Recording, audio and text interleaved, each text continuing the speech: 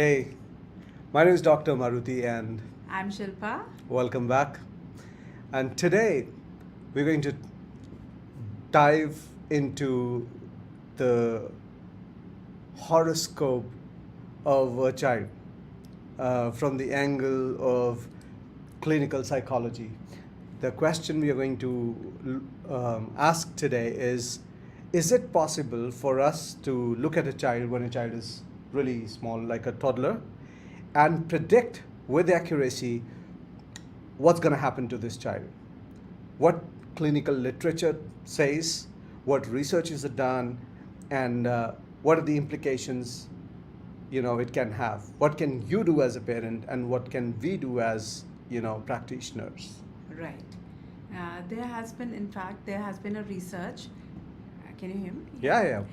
There has been a research by Greensberg and Dr. Jones, and it says that whatever pro-social behaviors children show in kindergarten has an implication when he becomes an adult.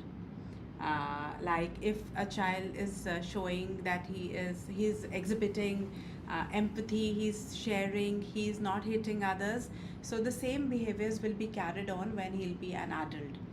If he is empathetic as a child, he'll be empathetic when he grows up, and if he was aggressive when he was a small child, he may engage into behaviors such as antisocial behaviors, Aggressive and behaviors. and he may eventually end up into drug abuse and Addictions and all sort of problems.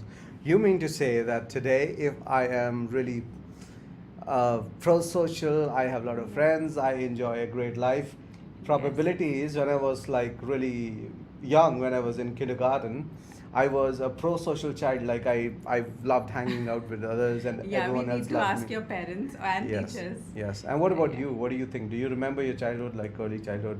How were you as a child? Were you? I think I was kind and I was affectionate, and I think that is how I am right now also. That if I see somebody who needs me, I'm there to help. I can't hold myself back. But I can't really say that. You can, I think, answer it Well, I'm better. not your mom. Yeah. So, see, when you say pro-social behaviors, Yes. what are those pro-social behaviors according to the study? Pro social behaviors are like sharing, helping, cooperating, showing empathy. If the other child is sad, uh, you go and ask why are you sad. If the child falls down, the children who have pro social behaviors, they would go and tell the teacher that he's got hurt, and sometimes he might cry also, because one Oh. child is crying, the other will also cry. So it's an indication of pro social I, behavior. I'm reminded of an example. So when we have two daughters, and once I was pretending to scold my elder one, and the younger one thought that I'm actually scolding her, and she started crying. She was like really Yes. hurt. And another time, I came home and she comes to me and says, "Papa, Didi got hurt," and she Yes, was I like really remember. concerned that that I do something. Yes, and there are kids like who snatch a lot, who hit other children. So we need to do something What are about. these behaviors called? These are antisocial behaviors. In toddlers, Yes, in kids. yes. So we have two categories of behaviors. We have pro-social behaviors and we have antisocial behaviors that are there in smaller kids. And what you have said, if I've gotten it right, Yes. is that kids who display pro-social behaviors, Right. Yes. the study said that 20 years, 2 decades down the lane, Right. they were more successful, Yes, they have better non-cognitive traits. better non-cognitive traits. Yes. And what are the better non-cognitive traits? Yeah, this was a term which was given by a Nobel Prize winner economist, James Heckman, and he said that there is more to a person's success apart from academic knowledge and technical skills. There are non-cognitive factors like attention, self-control, emotional regulation, perseverance, motivation, and time management. So if children who had pro-social behavior, who have better pro-social behavior have better non-cognitive traits, and that's a determinant for success in life. So non-cognitive traits. Traits, Oh, factors, that's a traits. non-cognitive factors. That's a big one. Yes. And I think my observation is pretty much the same. When I look at the world, how the world works, and I see that if you are really good in academics and if you're a top scorer, Yes. you might end up at a very good position in somewhere, right? But Yes. if you have extremely exceptional non-cognitive traits, you might end up heading the country. Right, absolutely.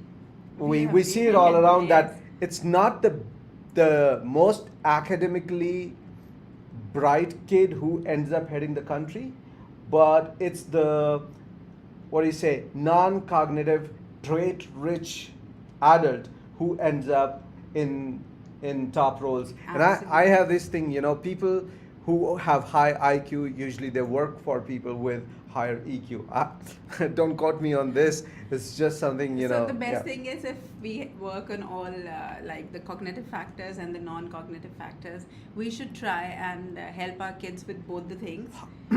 However, what I studied, a couple of researches on cognitive intelligence or IQ, that we say, what I've come across is that the moment we take birth, our IQ is pretty much fixed. And a lot of work I've seen that pretty much says the same thing, and that is that no matter what kind of intervention you do at school, no matter what kind of creative academic program you run, there's pretty much nothing you can do to enhance the IQ of a child. And even when we in clinical psychology, when we actually measure IQ and we find that there are deficits, intellectual deficits, cognitive deficits. In those cases, mostly we look for interventions that can help the child adjust, or we help the child to learn to live with those deficits. And there is pretty much nothing that claims that we can actually train the child in a way that the deficits will go away. So those deficits are genetic. We are born with them, and if we have good IQ, I think there's no role we have. All credit goes to our parents. But that's why we send our kids to the best tuitions so that their academic scores go up. Which is important, But by the way. We're not saying academic score but is you not were saying important. the IQ would.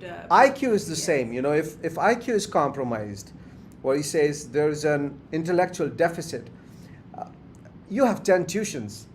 Those 10 tuitions will not fill the gap for the uh, intellectual deficit. That's what I'm saying. However, Yes. the non-cognitive traits like pro-social behavior, could you just give examples again? Pro-social Again, behaviors, sharing, helping, empathy. Yeah. These are the things that kids can learn, they can model, they can copy, they can be trained in them.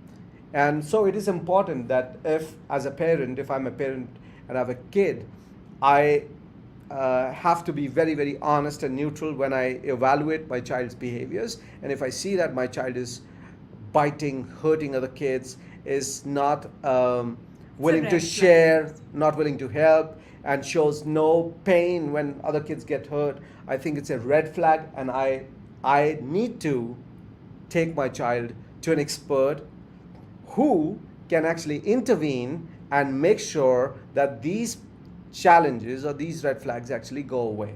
Okay, I want to add another thing, that if your child exhibits no self control, like he sees something tempting to eat, and he's not able to control himself even when he's told you're not supposed to have it, That it's a big red flag, because ultimately it can lead to addictions and And think about whatnot. in adults, if there is an adult who cannot control, think of crime.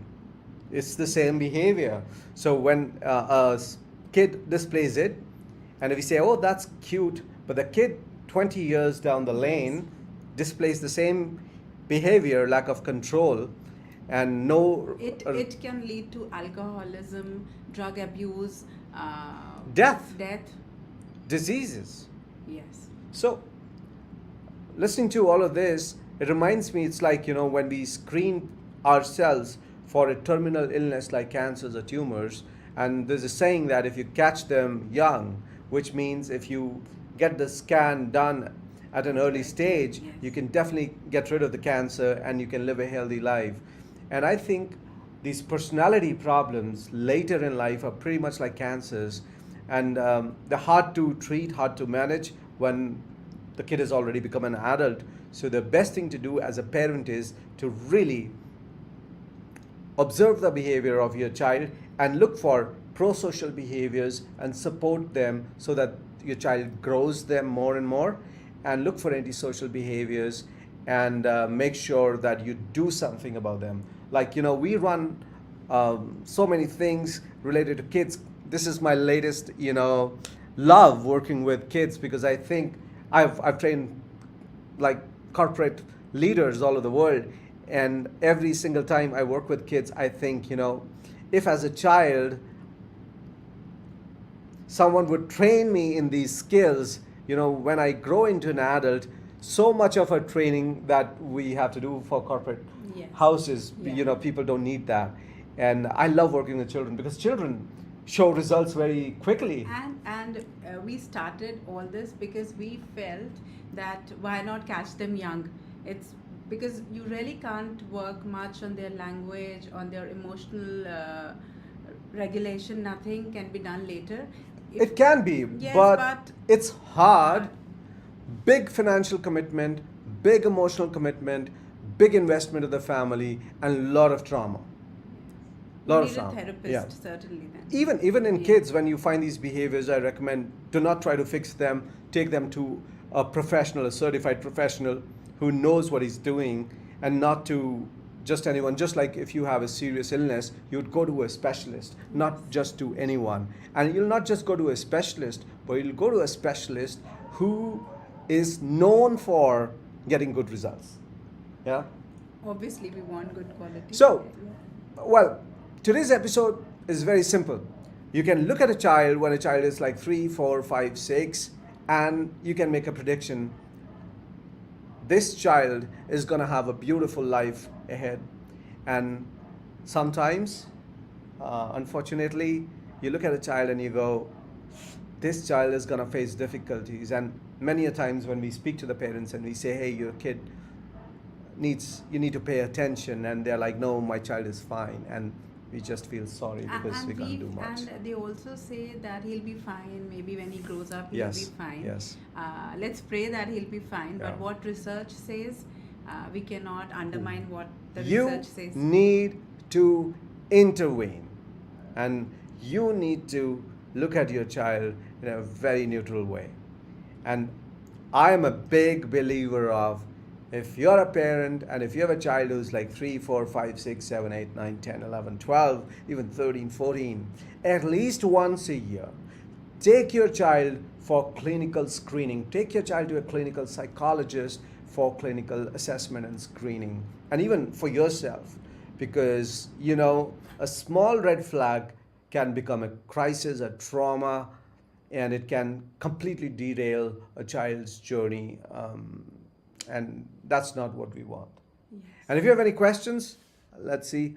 Yeah, so Ekta says, I agree, as adults it is difficult to unlearn. Yeah, we know. Even when I have to change something in myself, it's a lot of work. And she says, like my father always say, kada hua is better than pada hua. Yes, exactly. Hey Asrar, hey Veena, hello Shalu. Nice guys, thank you for being with us.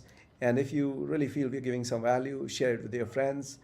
We every Wednesday and every Monday, Shilpa is gonna be with us, and we are going to discuss the world of kids, and we wanna continue with this series, Save Your Child. You can save your child if you act right, if you act in time. Yes, absolutely. And see you on Monday. Monday.